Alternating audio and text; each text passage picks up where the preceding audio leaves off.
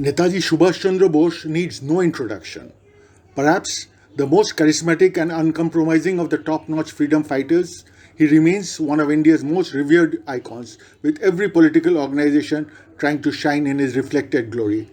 In fact, such is his charm on people's minds that a section of Indians believe that he is still alive and will return someday to liberate us from our misery. Although all major biographies of Netaji have concluded, he passed away on the night of 18th August 1945 after being grievously injured at the aeroplane crash at Taihuku Airport. Many find this unacceptable. They believe it was a ploy set up by Netaji himself to hoodwink the Allied forces and reach a safe place to continue his struggle. Others believe that Netaji, a lifelong political activist, became a recluse and settled in northern India. And yet, another set are convinced he was betrayed by Nehru and Gandhi, the usual suspects nowadays, and imprisoned in some Soviet gulag. Today, it is an undeniable tragedy that these never-ending theories have eclipsed the life and achievements of this prince among patriots. He has been reduced to a mystery thriller. Of course, all theories must stand the test of investigation, and in recent years, two incidents allow us to freshly probe them. In 2015, the West Bengal government released a set of files related to Netaji and his family from the state archives. The declassification of 304 Netaji files from the various central ministries followed soon after in January 2016. In contrast to popular belief, these central files were not the only batch to be released. Rather, they were the last lot.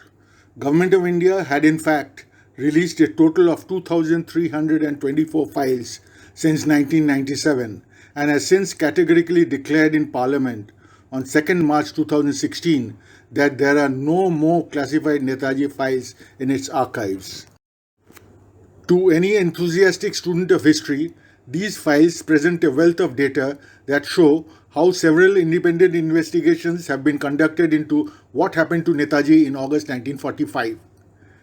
It is imperative that these findings of these investigations be presented to the Indian people.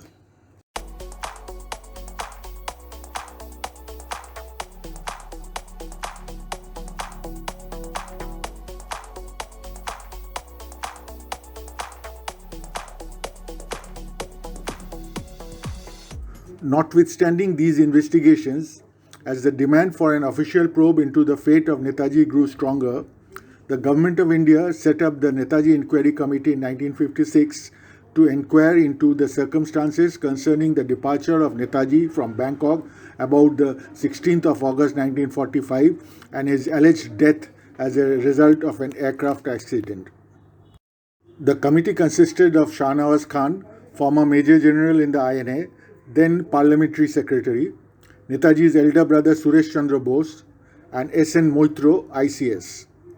The findings of the Commission are a voluminous work, digitized and available in the public domain today. The committee examined 67 witnesses, including 11 eyewitnesses to the incident, who confirmed Netaji's death as a result of burn injuries from the air crash.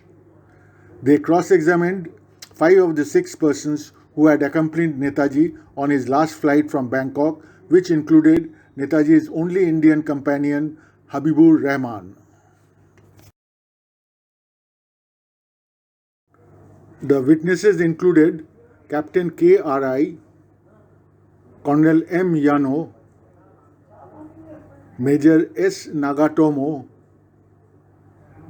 Major Kono, and Major Takahashi. On conclusion of the inquiry, the committee prepared a 3-page draft report. It contained the principal points agreed to, which all the 3 members signed.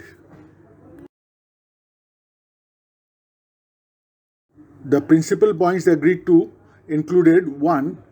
There had been an air crash at Taihuku on 18th August 1945 in which Netaji met his death. 2. that he was cremated there. And 3. The ashes lying in the Renkoji temple in Tokyo are his ashes. Strangely, soon after signing the draft report on 2nd July 1956, Suresh Bose took a different view for reasons of his own and did not sign the final report. The final report, signed by Khan and Moitro, was submitted on 3rd August 1956. The report received government's acceptance in September 56 through Parliament.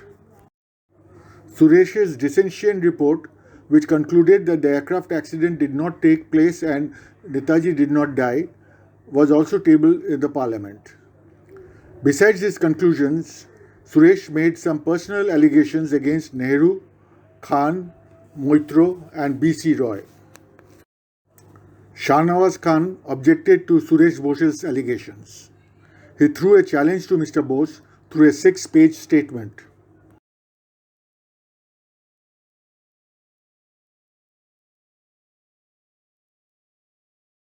Shahnawaz committee could not afford to be wrong. They'd have political reasons to find out the correct answer. Imagine, they declared Netaji is dead and he turned out alive. Shahnawaz would have no place to hide. The team had reasons to be objective. They had the big advantage of speaking to actual witnesses. A decade later, in February 1966, Suresh Bose announced to the press that his brother Subhash would return in March. Obviously, that did not happen. Nevertheless, his dissentient report added to some people's belief that Netaji was still alive and the controversy on Netaji's non-appearance was not resolved. The committee was criticized for not visiting Taihoku and also because neither Shahnawaz nor Moitro had judicial experience. In addition, presence of a Sharodananda Sadhu at Shoilomari Ashram in North Bengal in the 60s, who many believed to be Netaji incognito, led to a persistent demand for further inquiry.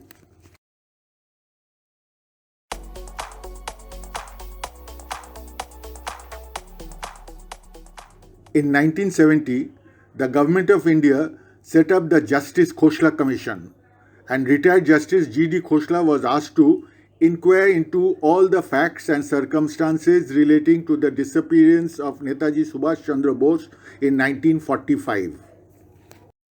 Not surprisingly, nothing new came out of Khoshla Commission. Justice Khoshla interviewed 4 of Netaji's co-passengers of the ill-fated plane and 5 eyewitnesses to the crash.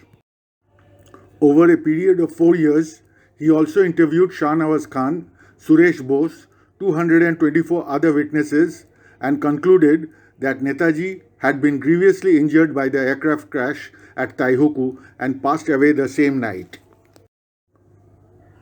But the Khoshla Commission patiently recorded all news stories about Netaji. Of an MP's chance meeting with Netaji at Marseille airport in 1946, an ardent admirer of Bose reporting that a Russian army officer saw a well-dressed Bose publicly going to the Kremlin with high dignitaries on 24 December 1956, as against another MP's version of Bose languishing in cell number 45 of a prison in Siberia. Then there are others submitting photographs showing Bose visiting Peking in 1952 with a Mongolian trade union delegation, and in the same year, a Socialist Party member meeting Netaji dressed as Burmese monk at Rengu's Ina Lake.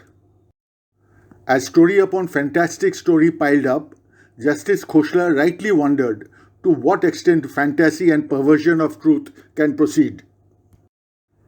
When counsels argued that there was a general disbelief of the air crash as there were glaring discrepancies in the statements of witnesses, Justice Khoshla recorded, "The discrepancies do not falsify the crash.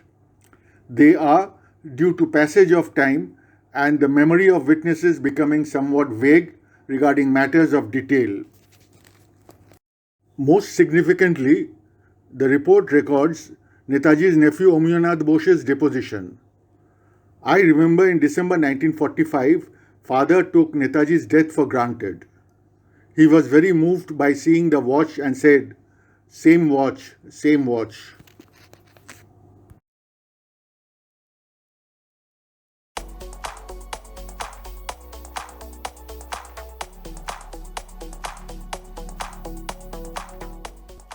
The early investigations by recognized authorities at home and abroad have come to surface only in recent years.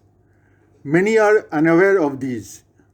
Others prefer to go by hearsay of the type they like to hear.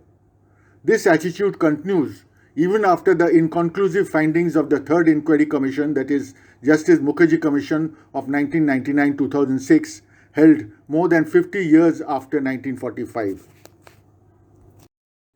Very few bother to delve into details and direct evidences in search of facts.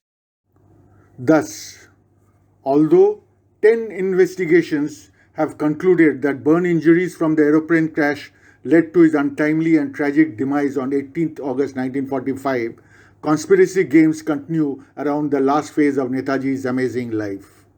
One of India's greatest sons has been reduced to a whodunit.